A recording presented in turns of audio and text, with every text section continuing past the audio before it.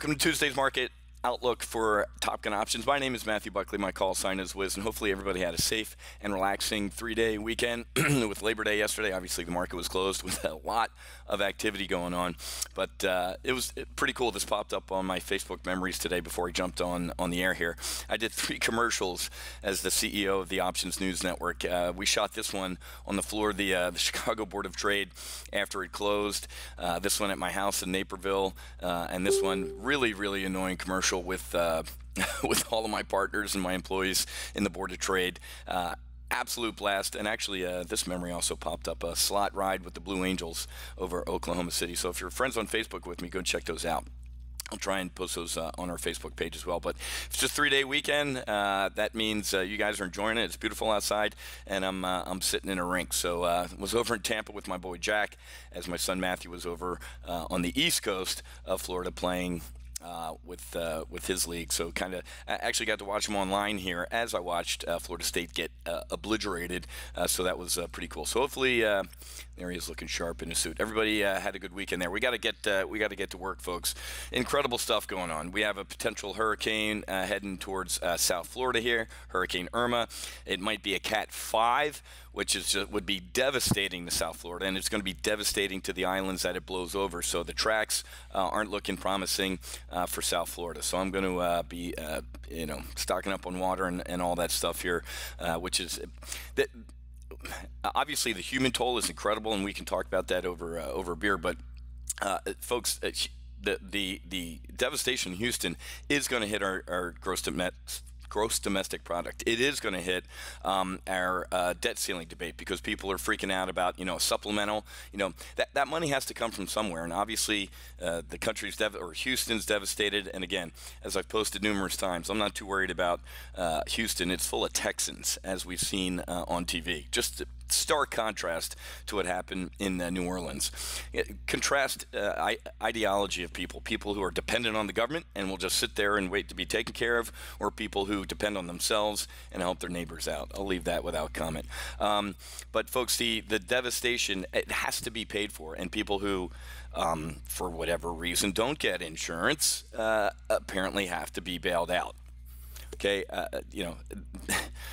Again, we'll talk about this. We'll talk about this in Lake Tahoe over a drink, folks. So, if this hits Florida and it levels Florida, add Florida to the list of money problems here. So, and then none of that is going to mean anything if North Korea doesn't kill all of us first.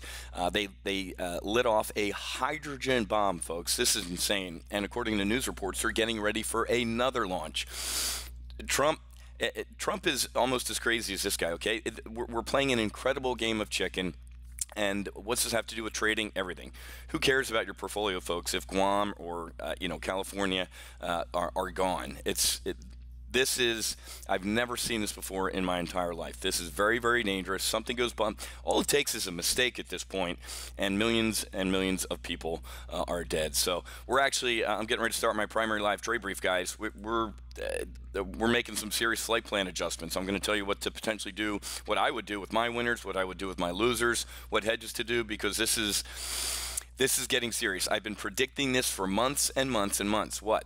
That September, October is when this shit's going to hit the fan. The debt ceiling, North Korea, I said it's all going to come together around October-ish, and it looks like we're going to be right. We should have our disaster puts on that we've been talking about. We should be long vol, and I'm going to talk about what to do with winners, what to do with good losers, and what to do with bad losers here at 10 o'clock. So I got to get going in a couple minutes here. But, stocks tread water amid North Korea tensions. I'm glad the market was closed yesterday as I drove back 4.5 hours across Alligator Alley with everybody else in the state of Florida.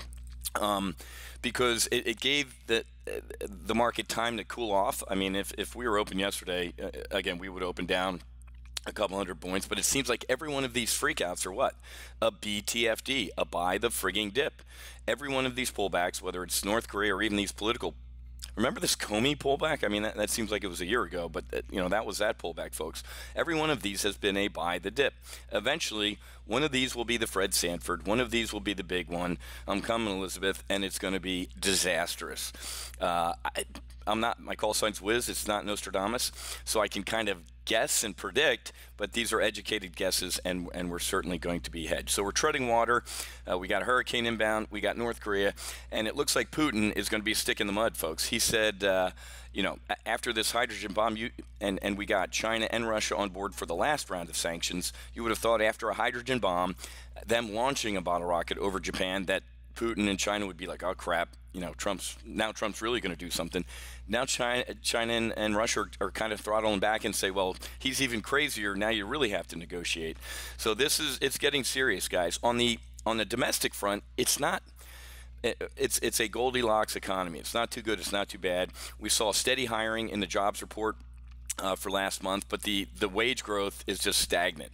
Steady meaning, we're looking for what, $1.85. We got 156. The ADP number on Wednesday was better than this, but so this was a little bit, and the jobless rate edged up about 0.1%.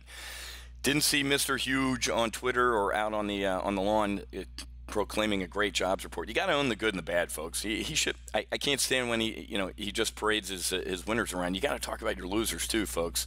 And that wasn't necessarily a good report. September, the stock market's most dismal month. We've talked about this. I'm going to talk about it in 36 minutes, and we're going to be hedged, guys. GDP was good, mixed jobs. So this is what I'm saying. It's a porridge. It's a Goldilocks kind of underlying macro economy. But here's the one thing I'm really going to cover. Fill in the blank here. China blank war.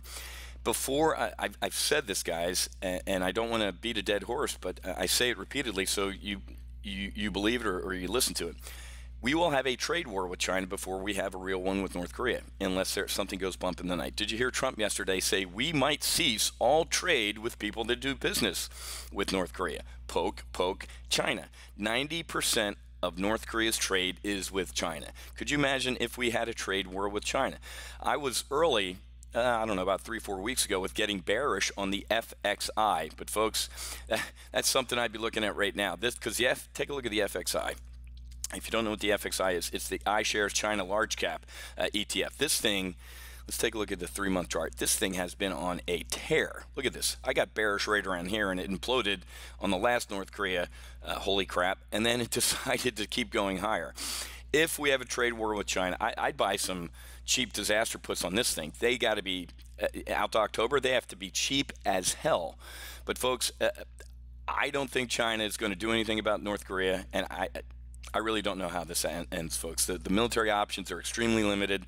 Hopefully we'll be talking about this in Lake Tahoe, because if we're not, something bad's happened. But after this run the FXI had, and if Trump literally decides to, he campaigned on labeling China, a currency manipulator, folks.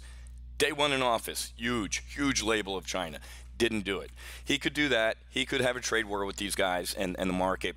Our market would implode, and so would China. So there's a free trade for my non-members who watch my daily SITREP that I'd be looking to get bearish on China. Again, I'm no Trump who just parades his winners. I'll tell you, it was like a losing bear call spread in here when that's when I said get out.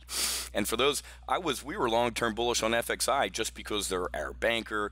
I think they're going to be the world, if not already, the world's largest economy and overtake the U.S. All the reasons I was bullish, some of you may have stayed in the FXI, and good on you not listening to me. So I had a bum trade in here.